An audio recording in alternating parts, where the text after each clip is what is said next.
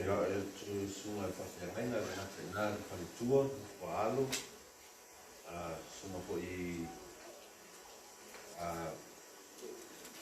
Talita Tionga ia na pa ia lasi o tato ekalisia ia se uso po io Sofia lo asiasi mai e pe le ai na tato ami ia o la una pu le uni ia just bear with me ia la ta ina I tato se talo se tua e fapenana tau mai le tue la upu ma faiaina ia fapenana le tua na e fatanga le tua o roto le tua la fanau le fapenana talia la upu le tua ia ma ile le tua e fatu la upu ia fapenana au ngai ma le langa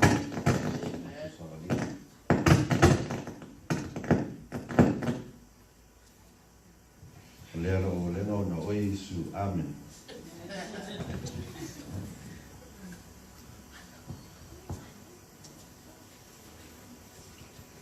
Ia, ole tato tusi fai tau e mau mai le Filipi e lua. A o lona fai upe sulu lua se ia tau I le sulu faa. Filipi e lua.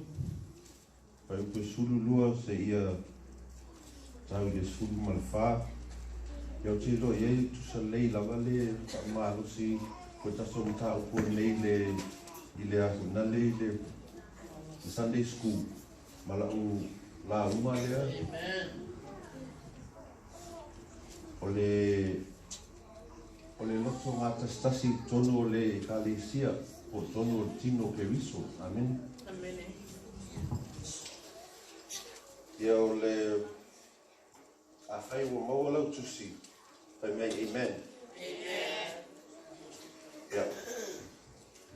A mata fai tau I fole fai upesu ma lua ia. Au bebe. A pei o le oto. Ana mai e au no. Ia matai na oto na na fuma oto. Au le nei. Matiri ai na wau le ia ia te oto. Ia oto ngā luluea ia I male matau.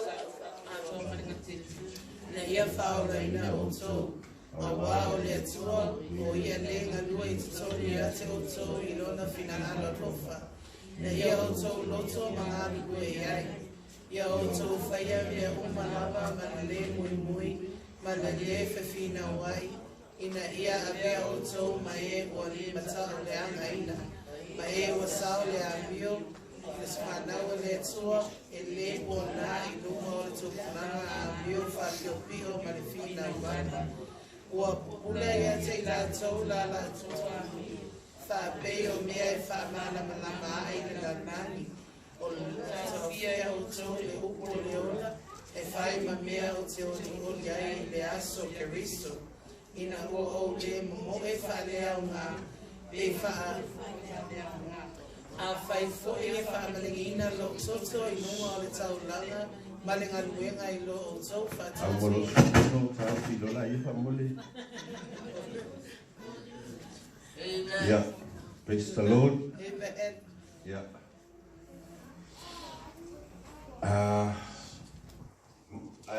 Ele amatanga tatu lawa. Pena na tu mai le nganga le tu o te fato ese tu e kalesia amene ala ai se tu po sa utala na fai mi o pasi e o fa pena na tinga I se loto stangata ia a mol o tangata vai male le o nga male o le fo I o te fia mana o mia fo I le o te le o la mai se ta tonga nu fa sa mo ai mai se ia le fionga pa ia le tua amene ia ole manatu ole faila uma ia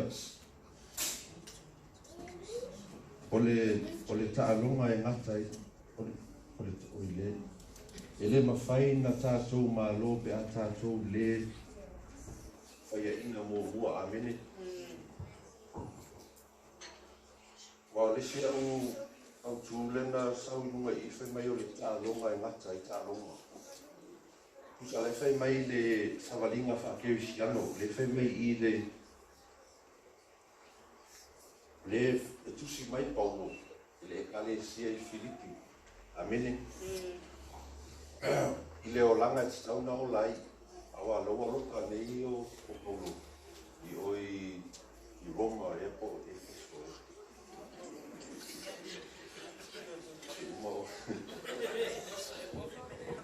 Loa loka I Paulo, ale ala o tusi Paulo I le ekalesia I Filipi. Ai whai mai la I o Paulo. Mai Paulo na o whaia ai au tele I maua, amene. Ole ei le tau unga tatu tau sini ole ei le savalinga whakeu siano, amene. Olo ei le ipu, o ei le there's a prize that ole ola I whakau, amene. Tatu te au sia leo langa whakeu siano le tau te sawa vadi e nei. Pero sili la e fa whiana tatu maua le ipu ia. Amene. Kusa loa tano au mai whai mai taalonga e ngata I taalonga. Amene. O le manatu la mua whapea awa ne I tatu manatu ua tatu maua. Amene. Awa ne tatu manatu ua tatu mau. A bea le mea le whai mai le whai uku leo. Le whai mai e Paulo. O le matau atoa maranga tete. Amen. A vea le matau e whai ma tatou talita. Ana I whaososonga po le natura whaaleanga sala le le I te tonu o tangata. A vea le matau I le tua. E whai ma tatou talita. Amen.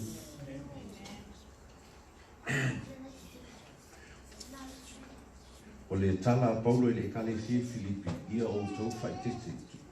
E tu sai ui atu tala Paulo, whai mai Paulo, ia o tau whai tete ma le tau sawa vali I ake riso.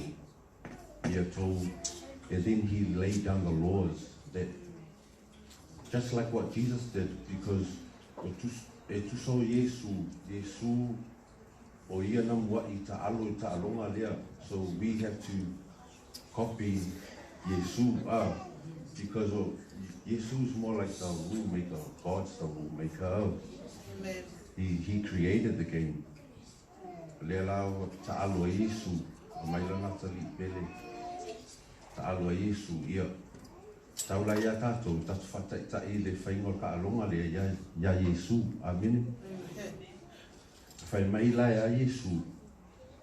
O lea lao o le ala e alu e fwila tangata leo Paulo, o le e alu e fwila Paulo ta longa lea o le ta alu e fwila Paulo. Amen.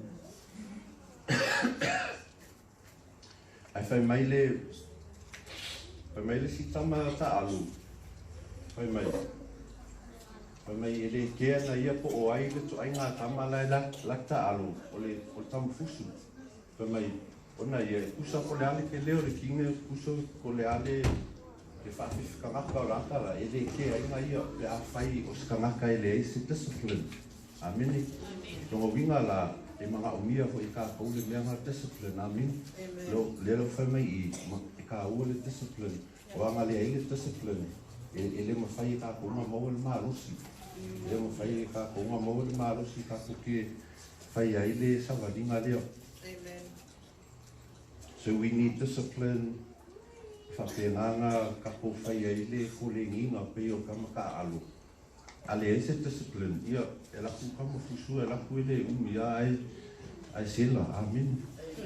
A alu vestama to mo ia ale ese discipline e trainer ia e laku ia vai a mo ku me o pafa male o sela, amen. But mai la le tama le fa mai you are nobody without self-discipline. Absolutely, why? You got to have discipline to do what you hate to do. Amen. Kau ngai self-discipline le fai ele me ke le fia na fai. Fai mai, la me ka kele Filipi ang fai. Fai mai Yesu ako mai le si ala fau. Iu ai le si ala fau. Amin. Ole au whamangalo. Amin.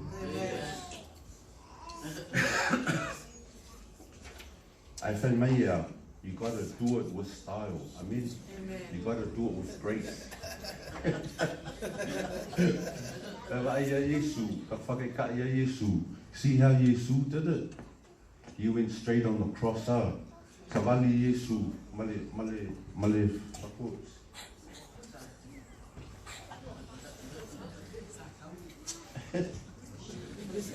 Yes, sa wali Yesu male sātaru. So you gotta own it. Amen. You gotta do it to the best of your ability. You know, akako savavali ka savalinga, ka savali, kako vai aku saufafika uli. Yeah, awoni kako malu ibu ai kako mau pea. Amen. Kako mau pea pe yo Yesu ka whakaika ya Yesu. We gotta learn to live like Christ. Amen. Wow, Yesu na mwai ta'alonga leo. Amen. Ele manatu lona lua. Fa moi le tua. Amen. Fa moi le tua lo savalinga. Awai. Ele se si o tato e stato malos. Ele se si o tato e stato poto. Ele se si o tato te le tato. Ai tato fa moi le tua. Amin. O manatu longa lua la. O te whāngalo I mea o tuana. Amen. Au ke popole fua oi e kanaka. Amen. Popole fua oi kanaka I alei whafui o langa o kākou leo a o tu ese ina mangalang. Amen. Tato o tangata pa ia, tato savavali le awala le a pāpia. Kusala, we are on a different lane from them. Kusala, kako vaai aku, o lai solo le ala langi makele nga whaasolo makele la ko kupe ma whungale ma whaai ako marorosi mai lako au ke pole I fua, amen. Au ki kilo fua whaangalo I meo tua nai, amen. Au so mai sa kami sa mai se mea whungale ilo maho hos mea kuku kaino lumanga ia. Rock it off with Jesus in Jesus' name, amen. Rebuke it in Jesus' name.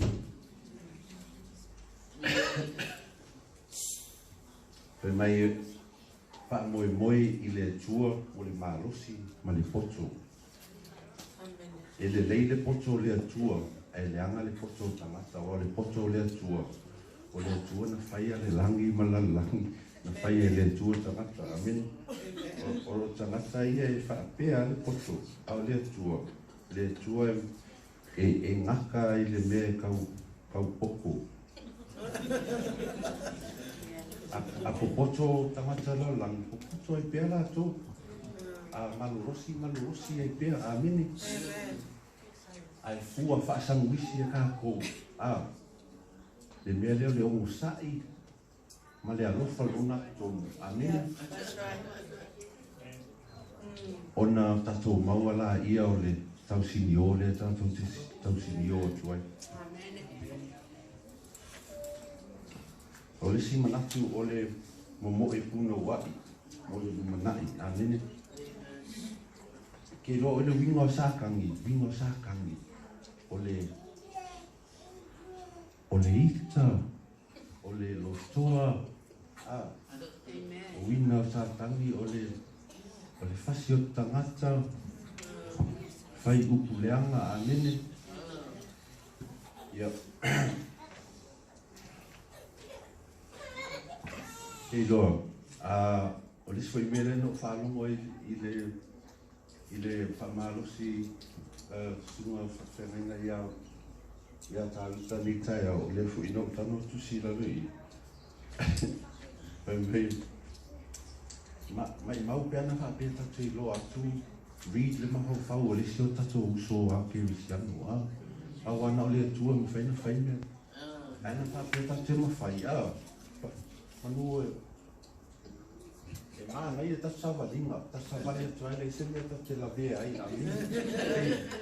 Ami le i tato, pio lai ami ta waso ina lea. Wahu tate ni loa tu mea lai mango fau le se tato usua ke usian. Ami. Anga pia lai tate alatu o lai nofu mai le lo matua i oa le tate.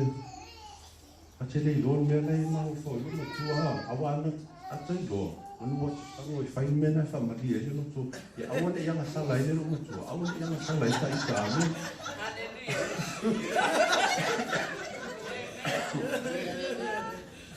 ai te lo ile se mo amin ole o langa nei ta au mai ele tu au fiona ole tu put us through the paces amin kolingi ka ko amin e fa pena na tato malolosi a ver tato matata malolosi fa le manga me le tu mai le tu mo trials ma me tato sa vadinga taute a victorious ile fa ai amin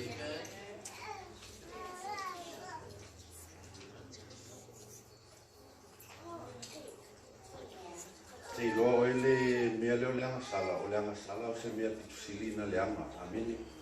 O leanga sala ele whainga ele atua mo le tangata, amini. O leanga sala, o le taui o leanga sala o le oti, amini. O whai mai ele roma e ono whai tue lusu tongi. A wā o le oti o le tongi lea o leanga sala. A o le ola e whawawau, o le mea fua i fuaina mai lea i le atua. Te roa tatou whai a pia o le anga sala, a o loo tau longo mai pia e sunga whawhia ngaina, e ngata i nā, tatou whai tau e kuspa ia, ai tatou whai a pia le anga sala. O longa wina lai tatou te ena pia, e whina ngalo i te riso. Amen. E tatau e tatou we've got to make a drastic move, amen. E tauna whai e tātou se move, e whapenana, na tātou ready ai, i le sawhaninga le tātou, e po i tāronga le tātou tā alo e. I whapenana toleni tātou, i le mea tātou na tātou maalosi mo le ala, amen. Mo mea lo o whapenana, pasala vei ai tātou sawhaninga ia ke riso. Mana o mia tātou lea, e whaatua.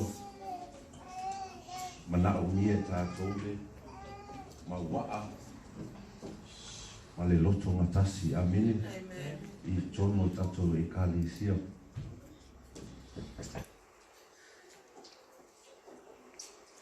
Te ro o le alofa o le atua, se mea pitusilo na matango fia le alofa o le atua. O le atua e mana o le atua ia e ola, e mana o le tua ina o ola. Le mea le nao mai e lona tali pele to tasi o Iesu. O le fina ngalo la o le tua ia te oi. Ia e ola. Ai a whai e te le mana o ai. Ia o lo o lua awala. E lisi awala le i. O le awala o lo o e la langi nei. Ma lisi awala o le ala lea ro tatou uia. The only way we can stay on this path, ole whai o mea lo whai mai e Iesu, amene.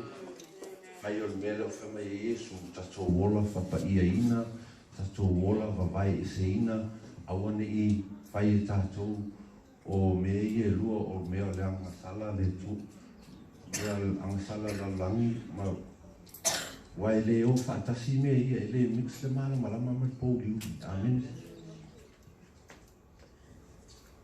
So o lau whamalosi tatou e kālesia, e le mawhaina tatou, maua pēr tatou le faiaina muamua, amene. Au e te whiwhi papalalo tua tāronga, amene. E roa paui lalo, ia, e tui numa, amene. E skamara pia e vai a po, paui lalo mo fufa ia, amene. Paui lalo, ia, tui numa tafitafi, ese toi amene, amene. Whai mai pau rea na o whaia e o tele i maua. Amen. Awa ni manatua i maua, ni te iwa i le maua. Amen. Amen. O te whaangalo I mea o tua nai, a mo mo e puno wa I mo le luma nai. Amen. Amen. Ia. Whaftai le tua, o lau upu ni tai au. Hallelujah. Ia whapenana a vea lau a fionga pa ia. Ma fatu pa usi ele lei. Ia I tau I nai le tua awale aki na ina ma ki kale tia. Sia I mātou ko noktu I tasi na whiawhang. Ia whapenana moro ni mai sobi ina. Ona o Yesu.